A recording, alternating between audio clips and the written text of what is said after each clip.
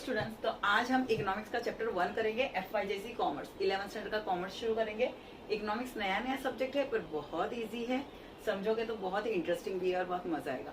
तो हम स्टार्ट करते हैं। फर्स्ट चैप्टर का नाम है बेसिक कंसेप्ट्स इन इकोनॉमिक्स। ठीक है, तो इकोनॉमिक्स सब्जेक्ट काफी ज्यादा इंपॉर्टेंट है। हम लोग इकोनॉमिक्स सब्जेक्ट पढ़ते क्यों है? आज अगर हम देखेंगे मनमोहन सिंह जिन्होंने आज हमारे कंट्री को कहाँ से कहाँ तक पहुंचाया, जो मेन सारी आइडियाज थी उन्हीं की थी, तो उनको ये आइडियाज कहाँ से आई? बिकॉज उन्होंने इकोनॉमिक्स पढ़ा था, उन्होंने PhD इन इकोनॉमिक्स किया था, इसलिए हम उनके आगे डॉक्टर लगाते हैं। ठीक है, तो किस चीज का रेट कितना होना चाहिए, सिलेंडर का रेट कितना चेंज करना चाहिए, वेट का भी राइस, वेट अगर 20 रुपीज पर केजी है, 30 रुपीज पर केजी है, क्या रेट लगाना चाहिए एक्सपोर्ट के लिए, सारे स्कीम्स ये सारे इकोनॉमिस्ट डिसाइड करते हैं। तो अगर कंट्री का डेवलपमेंट करना है तो हमारे इकोनॉमिस्ट सारे जो होते हैं वो बहुत बहुत ज्यादा यूजफुल है, बहुत ज्यादा काम करते हैं उसके लिए। और हम देखते हैं अभी इकोनॉमिक्स में कैसे है। तो जब एक इंसान है, अगर हम ह्यूमंस है, तो हमारे पास हमेशा क्यूरियोसिटी है और हम इन्वेंशंस करते रहते हैं। तो सबसे पहले इन्वेंशंस जो भी होती है वो सारी आती है साइंस के अंदर। साइंस के अंदर उनका बाइफिकेशन होता है, natural science and social science. अब नेचुरल साइंस में वो सारे सब्जेक्ट आएंगे जैसे मैथ्स हो गया, या फिर आपका केमिस्ट्री हो गया, फिजिक्स हो गया, जिस वो जो यूनिवर्सली एक्सेप्टेबल है। अगर यहाँ पे 2+2 4 है तो यूएस में भी 2+2 4 ही रहेगा। तो जो रूल्स यहाँ पे है लॉ ऑफ ग्रेविटेशन, वहां पे भी लॉ ऑफ ग्रेविटेशन सेम रहेगा। तो वो सारे नेचुरल साइंस में आ जाएंगे जो यूनिवर्सल में सब जगह सेम सिखाते हैं। बट सोशल साइंस वो यहाँ के रूल्स अलग हो गए, यहाँ की बातें अलग होगी, यूएस की बातें अलग होगी। एग्जाम्पल साइकोलॉजी हो गई, तो यहाँ के लोगों की साइकोलॉजी अलग होती है, यूएस के लोगों की साइकोलॉजी अलग होती है, जापान के लोगों की साइकोलॉजी अलग होती है। हर कंट्री का GDP अलग होता है, ग्रोथ अलग होता है, डेवलपमेंट अलग होता है। तो हर किसी को अपने अपनी जगह पे अलग अलग तरीके से सोचना पड़ता है। तो सबकी सब चीजें अलग होती है। ये सारे स्टेटमेंट्स है जो एक जनरल लोगों को ऑब्जर्व करके हम स्टेटमेंट देते हैं कि इस सिचुएशन में ये चीज होती है, जो after some period of time change भी हो सकती है। तो that everything comes in social science. तो even economics is a part of social science. कैसे होता है? इकोनॉमिक्स भी चेंज होता है। जैसे हम अभी आगे थ्योरी देखेंगे जहाँ पे 3 to 4 थियरीज अलग अलग चेंज हुई है, टाइम के साथ थियरीज चेंज हो सकती है। और इकोनॉमिक्स को क्वीन ऑफ सोशल साइंस कहा गया है, because queen of social science because इसमें स्ट्रेटेजिक वे से सोच लेते हैं, साइकोलॉजिकल होता है, फिलोसोफर होता है।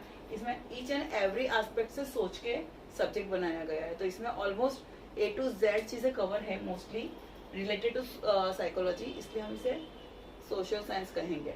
ठीक है, नाउ जब हमने स्टार्ट किया इकोनॉमिक्स, तो इसका मीनिंग है economic aspect of human behaviour. एक ह्यूमन कैसे बिहेव करते हैं जब उसके पास पैसे हो नहीं हो, इकोनॉमिक वे में घर है नहीं है, घर कैसे चलाना है, परिवार कैसे चलाना है। अगर उस चीज को सोच के अगर कुछ बिहेवियर करता है, जैसे एक्ट करता है, वो सारी चीजें इकोनॉमिक्स में आती है।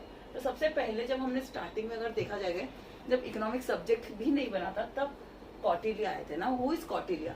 हमारे यहाँ धनानंद करके एक राजा थे, अगर सबको पता है, नंदा डायनेस्टी, हिस्ट्री में पढ़ा होगा। तो किसी XYZ रीजन की वजह से उन्होंने कौटिल्य को अपने मिनिस्ट्रीज में से निकाल दिया था। तो कौटिल्य ने क्या किया था, वो धीरे धीरे आगे गए और उन्होंने एक छोटे 8 साल के बच्चे को रेडी किया, उनको सिखाया, because he is a very great philosopher, strategic manager थे, इवन अकाउंट्स में उनका बहुत योगदान है, इकोनॉमिक्स थे, तो उनको बहुत सारी चीजों का नॉलेज था। तो उन्होंने उस 8 साल के बच्चे को काफी अच्छा ट्रेन करके राजा बनाया। फिर वो मौर्य डायनेस्टी आया और वहां से नंदा डायनेस्टी का रूल खत्म हो गया। जस्ट उनको बदला लेना था, तो उन्होंने ये सारा किया, बट उनके पास दिमाग बहुत ज्यादा था। तो उन्होंने क्या बताया, उन्होंने एक बुक लिखी थी अर्थशास्त्र करके। नाउ व्हाट इज अर्थशास्त्र? अर्थशास्त्र मीन्स वेल्थ क्रिएशन। वेल्थ कैसे बढ़ सकता है, उसके पीछे साइंटिफिक तरीके बताए थे कुछ, कि हम ऐसा कुछ करेंगे जिससे वेल्थ क्रिएशन हो सकते हैं, और that is nothing but economics. ठीक है, तो उन्होंने मेन 4 की पॉइंट्स क्या बोले थे कि हमारे कंट्री को अगर डेवलप करना है तो सबसे ज्यादा GDP बढ़ानी है, या पूरे कंट्री का डेवलपमेंट होना चाहिए, तो सबसे मेन क्या चीजें हैं? तो उन्होंने 4 चीजें बताई थी। फर्स्ट था की रोल ऑफ गवर्नमेंट। ऑफकोर्स अगर आप देखोगे, बीजेपी हो गया, कांग्रेस हो गया, शिवसेना हो गया, जो भी गवर्नमेंट होते हैं वो डिसीजन मेकर होते हैं, तो उनका रोल बहुत क्रूशियल होता है, बहुत इंपॉर्टेंट होता है, बिकॉज उनके डिसीजन से डेवलपमेंट कैसा होगा वो सारी चीजें बहुत मैटर करती है। उसके बाद उन्होंने बोला creation, focus on creation of wealth and means of welfare. अगर आपके पास वेल्थ है, वेल्थ मतलब प्रॉपर्टीज हो गया, बहुत अच्छे अच्छे रिसोर्सेज हो गए, मनी हो गया, अगर आपके पास वेल्थ है तो वेल्थ ही एक तरीका है, मीन्स है वेलफेयर करने का। अगर हमें लोगों की भलाई करनी है तो उसके लिए हमें वेल्थ भी चाहिएगा, सिर्फ दुआओं से काम नहीं चलेगा, पैसे भी लगेंगे। तो उन्होंने बताया पहले हमें वेल्थ क्रिएट करना पड़ेगा, और जब वो हमारे पास वेल्थ आ जाएगी तो वो एक मीन्स है ताकि लोगों का हम वेलफेयर कर सके, भलाई कर सके। थर्ड उन्होंने बोला एफिशिएंट एडमिनिस्ट्रेशन। अगर कोई गवर्नमेंट हो गया, कोई कंट्री है, अगर उसे सक्सेस होना है, उसे अच्छी बननी है, उसे डेवलप करनी है, तो सबसे ज्यादा एडमिनिस्ट्रेटिव अच्छा होना चाहिए ना। What is administrative? जब से आप कॉलेज में आते हो तो आपका सारा स्टार्टिंग से एडमिशन प्रोसेस से आप क्लास में आते हो तब तक पेपर वर्क से लेके सारी चीजें, फीस पे करने से लेके हर एक चीज जो एडमिनिस्ट्रेटिव एग्जीक्यूटिव पार्ट होता है वो कौन देखता है? हमारे जैसे नीचे एनकेटी में भी नीचे एडमिनिस्ट्रेटिव डिपार्टमेंट है जो आपका सारा पार्ट, एग्जीक्यूशन पार्ट देखता है। तो वैसे ही अगर सपोज किसी राजा ने या किसी किंगडम ने, अभी यहाँ पे भी गवर्नमेंट नहीं बोलूंगी बिकॉज दिस इज कॉटिलियस टाइम, तो अगर किंगडम ने, राजा ने बोला है टेक दिस 5000 मोहर एंड आप इससे कुछ ना कुछ गरीबों के लिए खाना या रोड बनवाओ या वेल्स बनवाओ, उन्होंने पैसे दे दिए, लेकिन जिनको दिए अगर उन्होंने वो चीज वहां पे यूज नहीं की, तो अगर वहां पे करप्शन आया तो यहाँ पे एडमिनिस्ट्रेशन अच्छा होना चाहिए, करप्शन बिल्कुल नहीं होना चाहिए। अगर करप्शन हुआ तो वो कंट्री कभी आगे नहीं बढ़ेगी। जहाँ पे जैसा अलोकेशन दिया है, पैसा वेल्थ दिया है, उसको वैसे ही अलोकेट करे। और गवर्नमेंट इतनी स्कीम्स लाते, लेकिन वो नीचे पब्लिक तक पहुंचनी बहुत जरूरी है। That is efficient administration. And ये सारी जो भी उनके पास आइडियाज थी, उन्होंने भी काफी चीजें धीरे धीरे सीखी, जैसे भी उनको समझ में आया। तो उनके पास जितनी आइडियाज थी उन्होंने सारी कंपाइल, सारी मिक्स करके एक बुक लिखी है, अर्थशास्त्र। उसमें उनकी सारी पॉलिटिकल आइडियाज सारी कंपाइल करके एक बुक बना दी है। उसमें उन्होंने लिखी है कि कैसे एक गवर्नमेंट अच्छा गवर्नमेंट बन सकता है। तो ये कॉटिलियस व्यू हो गया था। उसके बाद 1776 में एडम स्मिथ आया। ये हमारे यहाँ से इंडियन तरीके से थोड़ा थोड़ा इकोनॉमिक्स का बैकग्राउंड था। उसके बाद 1776 में प्रॉपर इकोनॉमिक्स के लिए फादर ऑफ इकोनॉमिक्स बोलते हैं एडम स्मिथ, वो 1776 में आए। तो 1776 में उनके पॉइंट ऑफ व्यू से what is economics, it is wealth oriented. मतलब वेल्थ होना चाहिए, अच्छा नेचुरल रिसोर्सेज होना चाहिए, अच्छी प्रॉपर्टीज होनी चाहिए, अच्छा पैसा होना चाहिए कंट्री में, तब जाके कहीं पे भी प्रोग्रेस होगा। तो इकोनॉमिक्स का मतलब वेल्थ ओरिएंटेड है, मनी या रिसोर्सेज ओरिएंटेड ज्यादा उनको लगा। तो उन्होंने क्या 4 पॉइंट्स दिए। उन्होंने एक बुक भी लिखी जिसका बुक में आप नाम पढ़ सकते हो, कौन सा है, सॉरी। तो उन्होंने बोला लेजी फेयर सिस्टम बताया। मतलब अगर एक कंट्री को प्रोग्रेस करना है तो वहां पे गवर्नमेंट का लीस्ट इंटरफेरेंस होना चाहिए। जितना कंट्री प्रोग्रेस करना चाहता है, लेकिन गवर्नमेंट के इतने ज्यादा रूल्स एंड रेगुलेशंस और इतना ज्यादा इंटरफेरेंस होता है कि वो कंट्री आगे जल्दी नहीं बढ़ पाती। उनको लगता है कि वो इंटरफेरेंस की वजह से कंट्री डाउन होता है। तो उन्होंने क्या बोला, कंट्री का जो भी गवर्नमेंट है उनका सबसे कम इंटरफेरेंस होना चाहिए। Second, capital and wealth accumulation. मतलब एक कंट्री के पास कैपिटल, पैसा, और वेल्थ मतलब प्रॉपर्टीज, गोल्ड, सिल्वर, प्रॉपर्टीज, वो भी सारी चीजें ज्यादा से ज्यादा होनी चाहिए। अक्यूमुलेशन, ज्यादा से ज्यादा अक्वायर करने के लिए हमें सोचना चाहिए ताकि इमरजेंसी में काम आ सके। वही चीज आती भी है काम में, तो वो चीज हमें ज्यादा से ज्यादा अक्वायर करना चाहिए। थर्ड उन्होंने बोला nature's law in economic affairs. ना what is nature's law in economic affairs? Economic affairs में सर आपका एक्सपोर्ट आ गया, इंपोर्ट आ गया, आपकी कंट्री का जीडीपी आ गया, इंफ्रास्ट्रक्चर हो गया, जो भी इकोनॉमिक एक्टिविटीज होती है आपकी कंट्री में, उसमें नेचर्स लॉ का बहुत बड़ा रोल होता है। जैसे इंडिया में फार्मिंग है तो हम एक्सपोर्ट करते हैं वीट वगैरह। दुबई का नेचर कैसा है, वहां पे पेट्रोल ज्यादा है तो वो लोग पेट्रोल वे से एक्सपोर्ट करते हैं। वहां से उनके यहाँ पानी महंगा रहेगा लेकिन पेट्रोल सस्ता होगा, इतना पेट्रोल है। तो उनकी वजह से उनका जीडीपी कम ज्यादा होता है, बिकॉज वो पेट्रोल की वजह से आज बहुत एडवांस कंट्री, बिकॉज सबसे ज्यादा नीड है पूरे कंट्री में, वो ये फुलफिल कर लेते हैं। तो जितना नेचुरल रिसोर्सेज अच्छा होगा, even air, water, soil, underground में गोल्ड, सिल्वर, सारी चीजें नेचर्स लॉ में आ जाएगी। वो सारी चीजें आपकी इकोनॉमिक एक्टिविटी में, इकोनॉमिक अफेयर्स में बहुत यूजफुल होती है। And the last thing he said, division of work. जो भी वर्क होता है वो डिवाइड एंड रूल की तरह है। एक ही इंसान सारा काम करेगा तो वो कभी सक्सेस नहीं, मतलब बहुत स्लो स्पीड में आगे बढ़ेगा।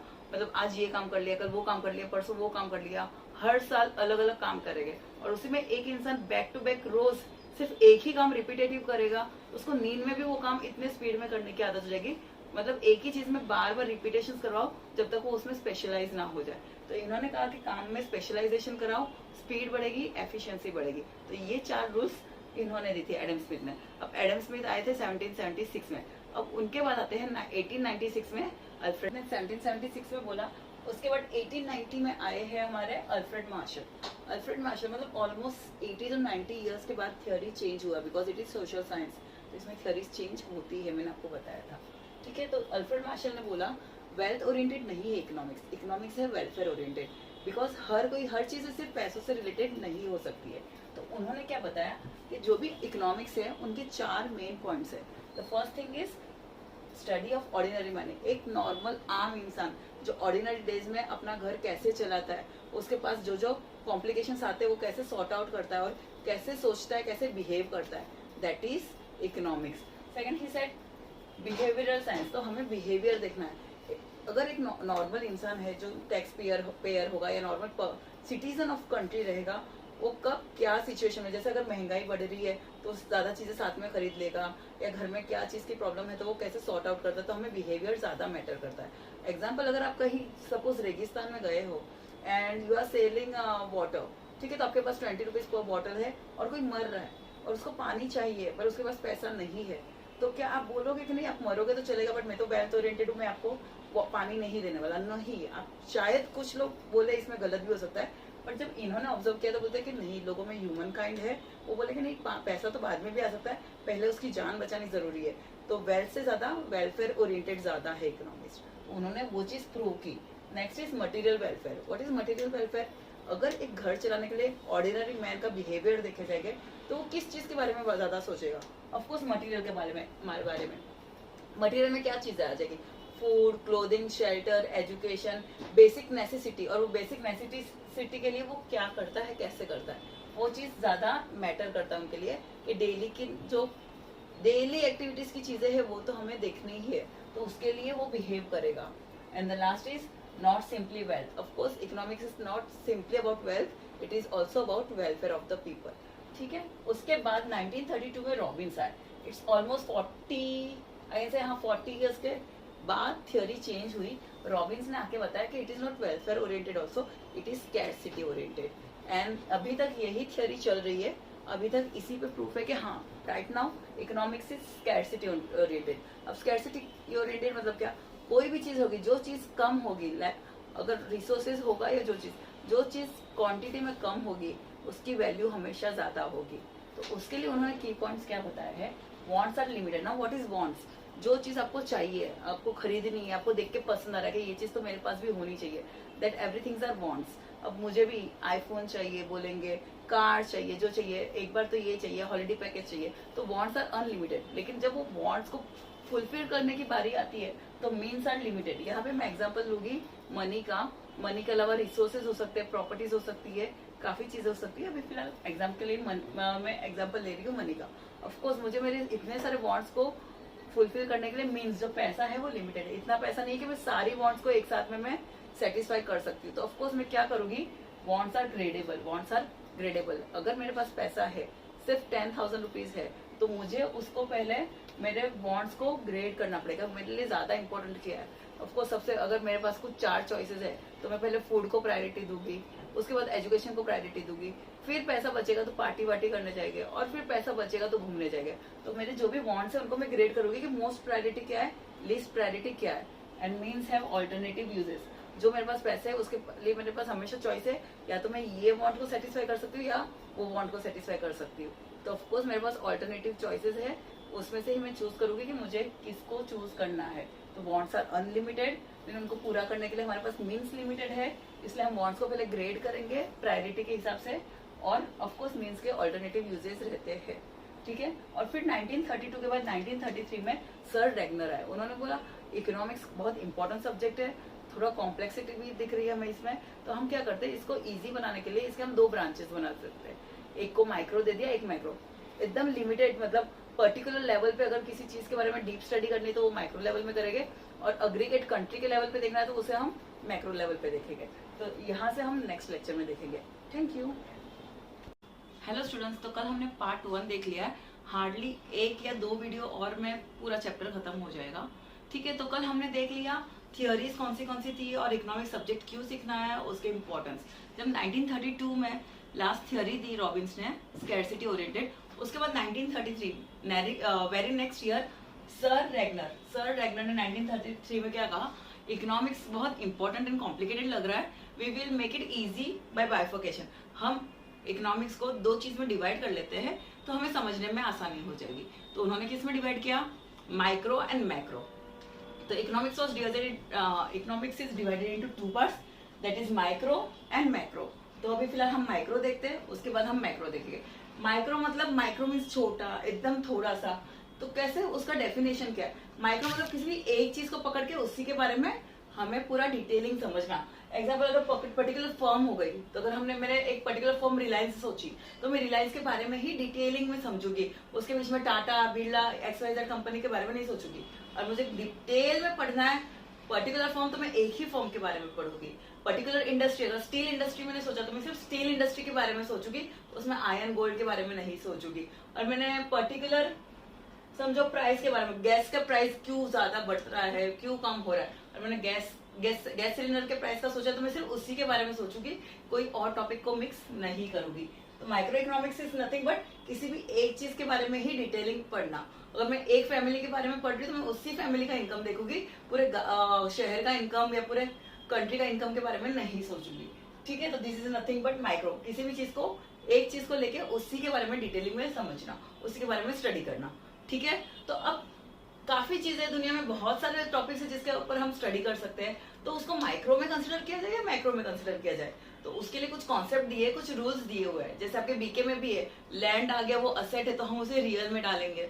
ठीक है, तो ऐसे कुछ रूल्स बने। तो वैसे यहाँ पे भी कुछ कॉन्सेप्ट है, उससे हम पता चलेगा कि इस चीज को हमें माइक्रो में डालना है या मैक्रो में डालना है।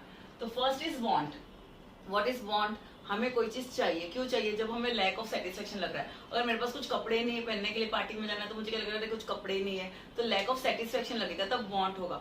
मुझे बहुत गर्मी लग रही है, प्यास लग रही है, मुझे पानी पीना है, तो पानी के लिए वांट क्रिएट होगा, क्योंकि मुझे वो सेटिस्फेक्शन नहीं लग रहा, डिहाइड्रेटेड बॉडी लग रही है, तो उसको क्या बोलेंगे हम लोग, वांट। ठीक है, तो want means lack of satisfaction, किसी चीज की सेटिस्फेक्शन नहीं होना, तब उस चीज का वांट क्रिएट होता है ना। व्हाट इज वांट की दो चीजें हैं, दो मेन रीजन जिसके लिए वांट अराइज होते हैं। तो वो दो मेन रीजन है, एक तो राइजिंग पॉपुलेशन, मतलब जैसे जैसे पॉपुलेशन बढ़ रहा है, तो सपोज अगर पॉपुलेशन बढ़ रहा है तो खाना ज्यादा चाहिए, मिल्क ज्यादा चाहिए, मार्केट में रहने के लिए लैंड ज्यादा चाहिए।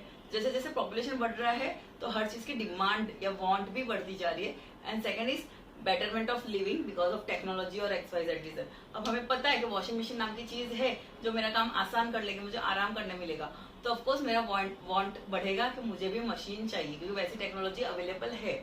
मेरी वांट ये अराइज नहीं होगी कि मुझे चांद पे जाकर रहना है फिलहाल, बिकॉज वो अभी फिलहाल टेक्निकली अभी तक पॉसिबल नहीं है। ठीक है, तो हम वांट के कुछ कैरेक्टरिस्टिक्स देखेंगे, काफी इजी है, आप एक बार पढ़ोगे आप एग्जाम में इजीली लिखोगे, बहुत इंपॉर्टेंट टॉपिक भी है, इजी भी टॉपिक है। ठीक है, तो what are characteristics of wants? Wants are unlimited, wants are unlimited. ऐसा नहीं कि एक चीज की मुझे इच्छा कि मुझे ये चीज चाहिए और उसके बाद वो वांट खत्म हो गई। वांट अनलिमिटेड है, एक वांट खत्म हो गई तो मुझे दूसरी चीज की ये चाहिए वो चाहिए, एक ना एक नई चीज के लिए मेरी डिमांड बढ़ती जाएगी। ऐसा नहीं है कि मैं आज गोवा घूम के आ गई, मेरी वांट सेटिस्फाइड हो गई, नेक्स्ट मंथ मैं बोलूंगी चलो कश्मीर जाते हैं, नहीं अभी वहां जाना है। तो वांट्स अनलिमिटेड है, कभी खत्म नहीं होती, एक ना एक न्यू अराइज होती जाती है। Next is recurring in nature. कुछ वांट्स रिकरिंग इन नेचर है, जैसे खाना, वो डेली चाहिए। आज वांट था कि मुझे भूख लगी खाना खाना, कल भी वांट सेम अराइज होगा, मुझे भूख लगी खाना खाना है, परसों फिर से भूख लगी खाना खाना है। कुछ ओकेजनली होगा, जैसे मोबाइल है 4-5 साल में एक बार टूट जाता तो मुझे रिकरिंग वापस चाहिए, तो they are recurring in nature, बार बार किसी चीज के लिए डिमांड हो सकती है। Next differ with age. अब हर एज के लिए वांट अलग अलग होती है। अगर कोई 2 साल का बच्चा होगा तो उसके लिए वांट टॉयज की होगी, आपको जैसे मोबाइल फोन की वांट्स होगी, वांट्स अलग होती है। जैसे अगर मैं अभी, मुझे मेड की वांट है कि मुझे, अगर मैं जॉब पे जा रही हूँ तो मेरे लिए वांट है मुझे मेड चाहिए, तो हर इंसान को अपने अपने एज के हिसाब से वांट चाहिए। Next is differ with gender. Of course male के वांट्स अलग होंगे, फीमेल के वांट्स अलग होंगे। मेल फीमेल को जनरल केस में फीमेल्स को हमेशा शॉपिंग कहते हैं कि शॉपिंग के लिए पैसे चाहिए, पूरे दिन शॉपिंग करना है, कॉस्मेटिक्स के लिए वांट्स होगी। वही मेल्स हो गए तो मेल्स के चॉइसेस अलग हो गए, उनको चॉइसेस कुछ अलग होगी। फीमेल्स को अगर साड़ीज चाहिए तो जेंट्स को हम बोल सकते हैं कि शर्ट पैंट चाहिए, धोती कुर्ता चाहिए। तो जेंडर के हिसाब से भी वांट अलग अलग हो सकती है। Next is preferences. अगर 2 फीमेल भी है लेकिन उनके भी प्रेफरेंसेस अलग हो सकते हैं, किसी को साड़ी चाहिए तो किसी को कुर्ती चाहिए तो किसी को जीन्स चाहिए, या कोई कॉफी प्रीफर कर रहा है तो कोई टी प्रीफर करेगा। तो हर प्रेफरेंसेस जेंडर के साथ साथ भी अलग होगा, एज के अलग से भी अलग होगा, और सबकी चॉइस टेस्ट के हिसाब से भी अलग होगा। Next is season. अब वांट हमेशा सीजन के हिसाब से चेंज होती है। जैसे अगर अभी बारिश है तो मैं स्वेटर का डिमांड नहीं करूंगी, और जैसे आ जाता है क्या बोलते हैं हम विंटर, तो हम रेनकोट की डिमांड नहीं करते। ऐसे कहते हैं ना कि बारिश जाने के बाद तो छाता भी बोझ लगता है, क्योंकि उसकी वांट खत्म हो जाती है। अब उसका काम नहीं है, अभी उसको नेक्स्ट जून में वापस बाहर निकलना है। तो वैसे ही सीजन के हिसाब से हमारी वांट भी चेंज होती रहती है। And last is culture. Her culture अलग है, हर किसी के एरिया के हिसाब से कल्चर अलग है, उस हिसाब से उनके कल्चर। मेरा कल्चर क्या है, अगर मैं मारवाड़ी हूँ तो मेरे लिए वांट्स क्या होगा, घाघरा चोली हो गया या दाल बाटी हो गया। हमारे घर में घी का वांट्स बहुत ज्यादा होता है। वैसे ही अगर कोई साउथ इंडियन होगा तो उनके घर में राइस का वांट ज्यादा होगा, बिकॉज उनके कल्चर में वो खाना पीना ज्यादा है। उनके यहाँ कॉटन के कपड़ों का वांट ज्यादा होगा। तो जो जहाँ जिनका कल्चर जैसा होता है वैसे वांट्स अराइज होती है। एंड वांट्स को हम 3 इजी वेज में क्लासीफाई भी कर सकते हैं। First is economic and non economic. Economic मतलब क्या, जिसके लिए हमें पैसा देना पड़ेगा, दैट इज इकोनॉमिक वांट। अगर मुझे किसी चीज के लिए पैसा देना है that is economic want. Free में चीज नहीं मिलेगी, जैसे गेहूं चावल हो गया, आपकी बुक्स है, एजुकेशन है। इन जो चीजें नॉन इकोनॉमिक है, जो आपको फ्री ऑफ कॉस्ट मिल जाती है, जिसके लिए आपको पैसा नहीं देना पड़ता है। इट में भी हवा, ऑक्सीजन जो आप ले रहे हो, फिलहाल पानी पीने के लिए फिलहाल गवर्नमेंट नहीं लेकिन नदी से पानी फ्री में मिल रहा है आपको, तो वो सारी चीजें नॉन इकोनॉमिक हो जाएगी। Individual and collective noun. Individual मतलब जब एक टाइम पे एक इंसान की ही वांट सेटिस्फाई होती है तो वो इंडिविजुअल हो जाएगी, और एक ही टाइम पे बहुत लोगों की वांट साथ में सेटिस्फाई होगी तो वो हो जाएगा कलेक्टिव नाउन। जैसे मैं अकेली अगर कहीं जा रही हूँ ऑटो में तो वो मेरा इंडिविजुअल वांट हो गया, लेकिन मैं बस में या ट्रेन में जा रही हूँ तो मेरे साथ साथ काफी लोग हैं जो जा रहे हैं तो उनका कलेक्टिवली वांट सेटिस्फाई हो रहा है, तो वो हो जाएगा कलेक्टिव नाउन। अगर मैं अकेली पार्टी कर रही हूँ तो वो इंडिविजुअल हो गया, लेकिन अगर मैं किसी ग्रुप के साथ किटी पार्टीज बना रही हूँ, ग्रुप्स में खेल रहे हैं, ग्रुप से मजे कर रहे हैं, तो वो हो जाएगा collective noun. And the last is necessity, comfort and luxuries. Now necessity क्या, जिसके बिना हम जी नहीं सकते, हमें एवरी टाइम वो चाहिए। जैसे क्या हो जाएगा, रोटी, कपड़ा, मकान, फूड, क्लोथिंग, शेल्टर जो हम बोलते हैं। मोबाइल हो गया, मोबाइल में डेटा आजकल सबके लिए नेसेसिटी में भी आता है। बुक्स में कुछ चीजें लग्जरी में दी है, उसको हम कंफर्ट में भी देख सकते हैं, बिकॉज बुक्स काफी पुरानी है। तो जैसे अगर कंफर्ट में जाएंगे तो आज फ्रिज, टीवी, एसी वो सब हमारे लिए कंफर्ट में आ जाते हैं। और लग्जरीज में देखे जाएंगे तो ऑडी कार हो गया किसी के लिए, वो बड़ा 40 इंच वाला टीवी हो गया, या फिर रोलेक्स की वॉच होगी, तो वो सारी लग्जरीज में आ जाएगी। होप आपको ये समझ में आ गया। माइक्रो इकोनॉमिक्स मीन्स पर्टिकुलर एक ही चीज के बारे में डिटेलिंग में पढ़ना। उसके साथ उसका फर्स्ट कॉन्सेप्ट है वांट। तो वांट के ये सारे कैरेक्टरिस्टिक्स है, nature wise, age wise, gender wise, season wise सब चेंज होती है wants. And it is divided into 3 parts, economic, non economic, individual and collective, and the last is बोलो necessities, comfort and luxuries. Yes, तो microeconomics में concept देख रहे हैं कि कौन से कॉन्सेप्ट इंक्लूड होता है, कि वो सारी चीजें हो गई तो उसको हम माइक्रो इकोनॉमिक्स में इंक्लूड करेंगे। फर्स्ट हो गया वांट्स होना चाहिए, तो उसके हमने देखे काफी क्लासिफिकेशंस भी है, उसकी कैरेक्टरिस्टिक्स भी है, क्योंकि वांट एक ऐसा टॉपिक है जिसको डिटेलिंग में है। Next is goods and services. Now what is goods and services? Goods मतलब आपने कुछ भी चीज परचेज किया और आपके हाथ में वो चीज दिखेगी कि आपके पास वो चीज है। अगर मैं साड़ी खरीद के आई तो मेरे हाथ में दिख रही है साड़ी, लेकिन सर्विसेज दिखेगी नहीं। जैसे अगर मैं यहाँ से अगर कलवा गई हूँ तो मैं ऑटो में गई हूँ तो वो ड्राइविंग मेरे हाथ में, जब मैं वहां पे पहुंच जाऊंगी तो मेरे हाथ में ड्राइविंग दिखेगी नहीं। या मैंने अगर आपको टीचिंग की है तो मेरी टीचिंग लेके आप दिमाग में डाल के आप घर पे जाओगे, लेकिन आपके हाथ में वो टीचिंग दिखेगी नहीं। तो टीचिंग हो गया, ड्राइविंग हो गया, वो सारी चीजें सर्विसेज है। लेकिन गुड्स ऐसी चीजें जो भी आपने खरीदी है वो आपके हाथ में वो दिखेगी, that are goods. Now next is utility. Utility means want satisfying power होना चाहिए। अगर मैंने कुछ पैसे खर्चा किए हैं या पैसा नहीं भी खर्चा किया है, लेकिन जो भी चीजें हैं उसमें वांट सेटिस्फाइंग पावर होना चाहिए। और मैंने बिस्लरी का बॉटल भी खरीदा है तो मेरी प्यास मिटनी चाहिए, ठीक है, तो वो होता है want satisfying power. Even utility और यूजफुलनेस अलग है। अगर इवन मैंने अल्कोहल खरीदा है और उससे मेरा वांट सेटिस्फाई हो रहा है तो उसको भी यूटिलिटी में काउंट करेंगे, बिकॉज उसने मेरा वांट सेटिस्फाई किया है। Next comes value.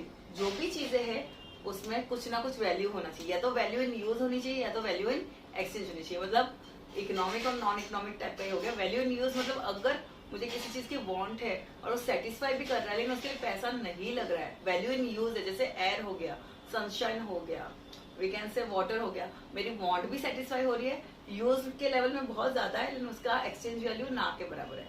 और दूसरा हो जाता है वैल्यू इन एक्सचेंज, मतलब जिसके लिए मैंने पैसे बहुत ज्यादा दिए हैं लेकिन वो इतना यूजफुल चीज नहीं है। एग्जाम्पल डायमंड, जिसके लिए मैंने इतने सारे पैसे दिए हैं लेकिन उसका एक्सचेंज वैल्यू तो बहुत है लेकिन उसका यूज बहुत कम है। तो ऑफ कोर्स जो भी चीजें होगी उसमें वैल्यू होना चाहिए। Next is wealth. वेल्थ क्या है?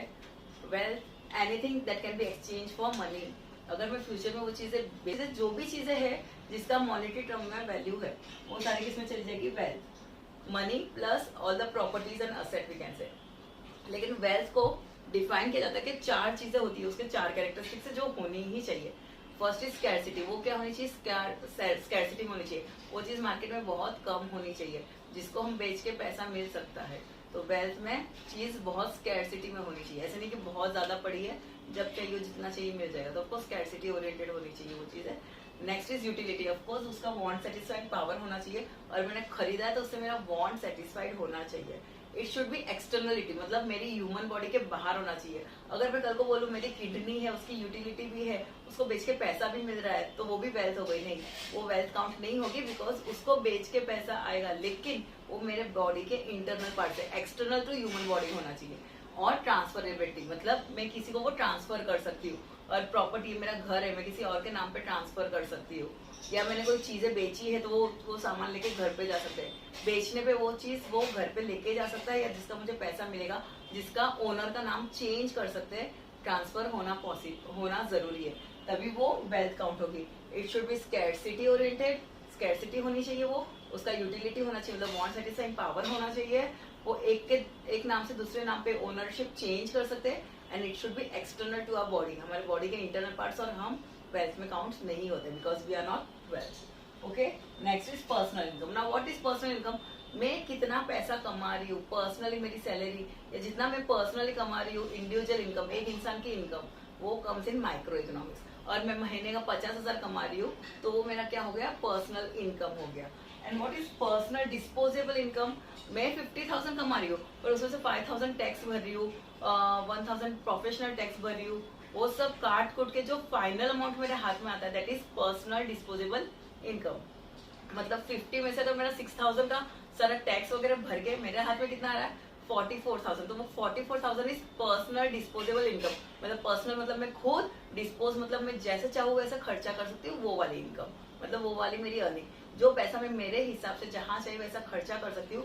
पर्सनल वे ऑफ डिस्पोजिंग, मतलब using the money, is known as personal disposable income. And the last is economic activities. Sorry what is economic activities? जो भी एक्टिविटीज करने से इकोनॉमिक मतलब मनी का लेन then हो रहा है या रिसोर्सेज का लेन देन हो रहा है, that all things comes in economic activities. अब इकोनॉमिक एक्टिविटीज 4 चीजों के बिना नहीं हो सकती, that is production, distribution, exchange and consumption. ये 4 चीजों में होता है। तो production, first is production. What is production? कोई भी चीज प्रोड्यूस करना। तो मुझे अगर कुछ चीज प्रोड्यूस करनी है, जिसकी मैन्युफैक्चरिंग करनी है, तो उसके लिए मुझे क्या लगेगा जिसके बिना प्रोडक्शन नहीं हो सकता है? Land, labour, capital and entrepreneur. और जमीन नहीं होगी तो मेरी फैक्ट्री कहाँ पे ओपन होगी? तो पहले मुझे लैंड लगेगा, फिर वहां पे काम करने के लिए कुछ लोग लगेंगे, लेबर्स लगेंगे, ऑफकोर्स कैपिटल तो लगेगा, कैपिटल के बिना कुछ भी नहीं होता है, तो ऑफकोर्स कैपिटल लगेगा। And the last is entrepreneur. दिमाग वाला एक इंसान चाहिए, जो गट्स हो, जिसके पास, जो हिम्मत करके शुरू करेगा फैक्ट्री, प्रोड्यूस करेगा। और नहीं करेगा कोई फैक्ट्री प्रोड्यूस तो कुछ भी चीज नहीं होने वाली। तो एक बिजनेसमैन चाहिए, ठीक है। तो प्रोडक्शन के लिए हमें लैंड लगेगा। अब लैंड क्या क्या चीज है इकोनॉमिक्स में? जमीन, लैंड, लैंड के ऊपर की भी सारी चीजें, लैंड के नीचे की भी सारी चीजें लैंड में काउंट होंगी। लैंड, लेबर जो काम करते हैं वो लेबर, कैपिटल मतलब इन्वेस्टमेंट बोल सकते हैं हम, and the last is entrepreneur, ठीक है। अब ये सारी चीजें होने से मैंने सपोज व्हीट फ्लावर की फैक्ट्री खोल दी आशीर्वाद आटा हरियाणा में, तो मेरा प्रोडक्शन शुरू हो गया। ना प्रोडक्शन के बाद डिस्ट्रीब्यूशन होगा। क्या होगा? डिस्ट्रीब्यूशन। गुड्स का भी डिस्ट्रीब्यूशन होगा एज वेल एज मनी का भी डिस्ट्रीब्यूशन होगा। गुड्स का कैसे होगा? हरियाणा में मेरी फैक्ट्री है, तो हरियाणा से वो चला गया, मैंने थोड़ा गोवा भेजा, थोड़ा महाराष्ट्र में भेजा, तो मैंने डिस्ट्रीब्यूशन ऑफ गुड्स किया। इकोनॉमिक एक्टिविटीज में डिस्ट्रीब्यूशन ऑफ मनी भी देखा जाता है। नाउ अगर मैंने 5 लाख रुपए इन्वेस्ट किए है बिजनेस में ताकि मैं उससे और कमा सकूं, मैंने कैपिटल इन्वेस्ट किया, मतलब कैपिटल लगाया है बिजनेस में 5 लाख रुपए, तो सारा का सारा 5 लाख एक जगह नहीं होगा ना, अलग अलग जगह होगा। तो कैसे ये डिस्ट्रीब्यूशन ऑफ वेल्थ कैसे होगा? डिस्ट्रीब्यूशन ऑफ मनी कैसे होगा? अरे यही 4 चीजें हैं। तो लैंड के अंदर जो भी पैसा जाएगा वो क्या जाएगा? रेंट, रेंट के फॉर्म में। लेबर को जो पैसे देंगे उसको क्या बोलेंगे? वेजेस के फॉर्म में। कैपिटल के ऊपर क्या होता है? इंटरेस्ट मिलता है। हम ऐसे काउंट करेंगे, मैंने 5 लाख लगाया, मेरे को 10% रिटर्न आया, 25% रिटर्न आया, तो इंटरेस्ट पे काउंट करते हैं हमें कितने परसेंटेज में रिटर्न आए। और जो भी पैसे आए वो एंटरप्रेन्योर के लिए क्या है? वो प्रॉफिट है। क्या है? प्रॉफिट है। तो ये चारों चीजों से हमारा प्रोडक्शन होगा और इसी को डिस्ट्रीब्यूशन में होगा। डिस्ट्रीब्यूशन कैसे होगा? लैंड के लिए रेंट, लेबर के लिए वेजेस, कैपिटल पे इंटरेस्ट एंड एंटरप्रेन्योर को मिलता है प्रॉफिट। जब ये सारा हो जाएगा फिर वो सारा सामान शॉप पे जाएगा जहाँ पे एक्सचेंज होगा, मतलब ट्रेडिंग होगा, buying and selling of goods and services. आप मेरे शॉप पे आके वहां से व्हीट फ्लावर खरीदोगे और एक्सचेंज में मनी दोगे और फिर आप घर पे जाके उसे कंज्यूम करोगे, घर पे लेके जाओगे, उसकी चपाती बनाओगे, खाओगे, कंज्यूम करोगे। तो consumption is satisfying our want. Last stage consumption करेंगे तभी हमारा वांट सेटिस्फाई होगा। That's it. ये सारी चीजें माइक्रो में इंक्लूड होती है। Thank you. ओके, तो अब हम माइक्रो देख चुके हैं, अब देखेंगे हम मैक्रो लेवल पे। मैक्रो मतलब अग्रीगेट या टोटल लेवल पे।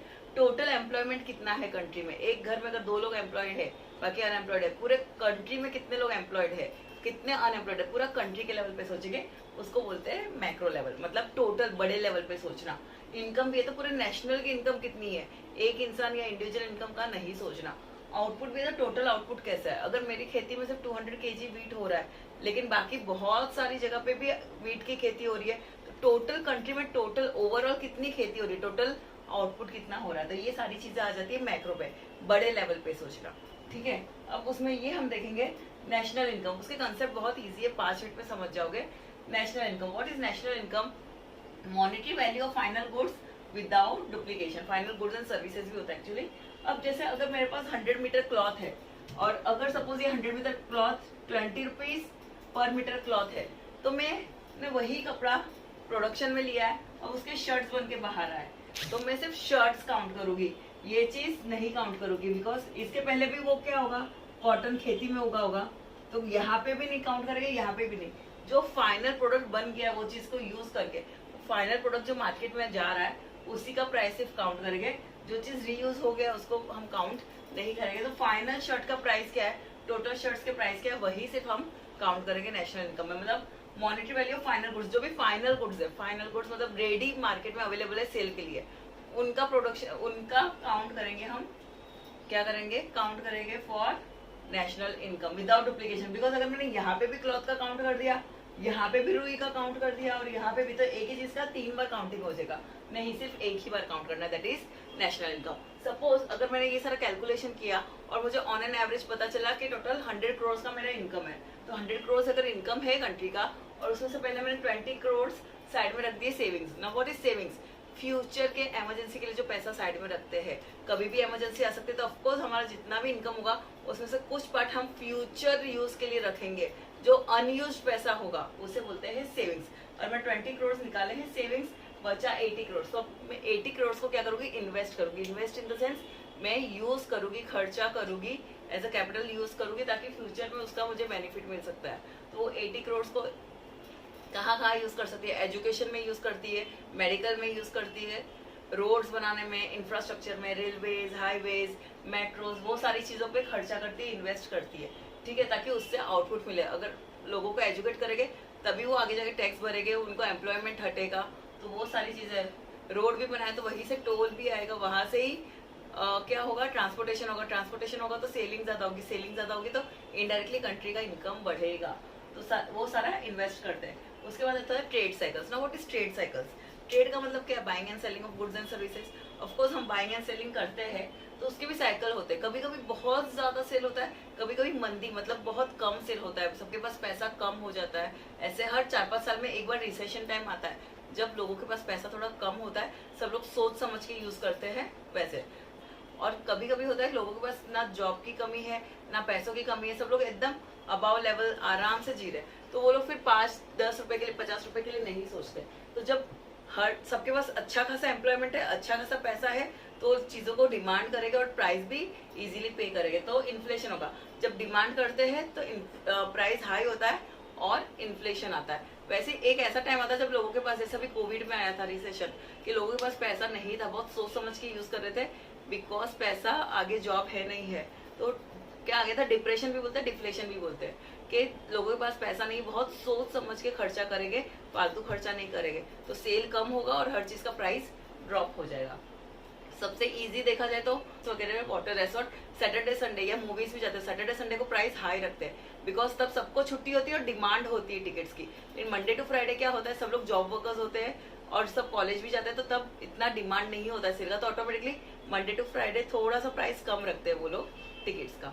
ठीक है, trade cycle and the last is economic growth and economic development, जो हम साथ में देखते हैं। यस, और लास्ट 2 पॉइंट्स है economic growth and economic development. Now what is economic growth? Economic growth में मतलब हम देखेंगे कि मनी वाइज इंडिया के पास कितना पैसा है, इनकम कितना है, तो ग्रोथ देखा जाता है इनकम वाइज, नेशनल इनकम। अगर सपोज हमारे कंट्री का इनकम हुआ है सारे फाइनल गुड्स का टोटल करके 100 करोड़, तो हम मॉनिटरी टर्म्स में काउंट करते हैं। डेवलपमेंट में हम प्रोग्रेशन देखते हैं, कितना प्रोग्रेस हुआ है, एजुकेशन रेट बढ़ा के नहीं, लिटरेसी रेट बढ़ा के नहीं बढ़ा है, मेडिकल फैसिलिटीज बढ़ रही है कि नहीं बढ़ रही है, इन्फेंट मोर्टेलिटी रेट कम हुई कि नहीं हुई, तो हम लोग इसमें डेवलपमेंट देखते हैं। रोड्स बने कि नहीं बने, वो सारी चीजें डेवलपमेंट में देखी जाती है।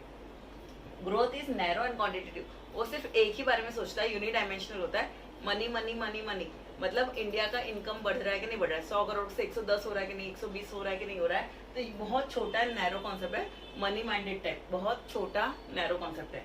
And development is broad minded and quality wise, qualitative sorry. तो ब्रॉड माइंडेड मतलब ये सिर्फ और सिर्फ पैसे के बारे में नहीं सोचते, बाकी किड्स का, एडल्ट का, हर किसी के पर्सपेक्टिव से, हर किसी के पॉइंट ऑफ व्यू से कितना हमारा डेवलपमेंट हो रहा है वो पूरा देखा जाता है इसमें।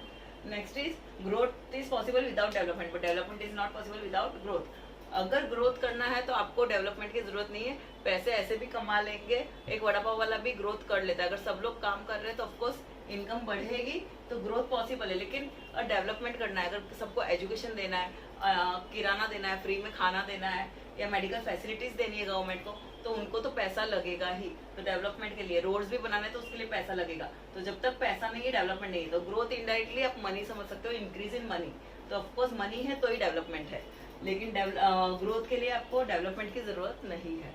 Next is यूनिडायमेंशनल। यूनिडायमेंशनल मतलब ये सिर्फ एक ही पर्सपेक्टिव को देखता है, only one perspective, that is money, कितना पैसा बढ़ रहा है कंट्री का। And development is multi dimensional, वो हर एक पॉइंट ऑफ व्यू से सोचता है। डिफेंस हो गया, रेलवेज हो गया, रेडियो हो गया, there are so many ministers, education minister, women safety minister, तो ये काफी मल्टी डायमेंशनल देखता है। लोगों की सोच भी बढ़ रही है कि नहीं हो रही है, तो each mentally and everything development में हर एक चीज काउंट हो जाती है, इसलिए ये ब्रॉड एंड क्वालिटेटिव फैक्टर है।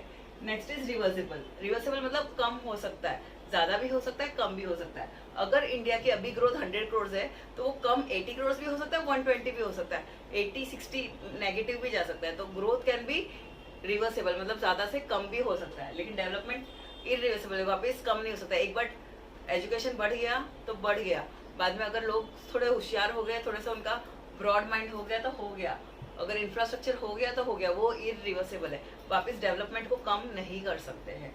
Next is how we calculate national growth.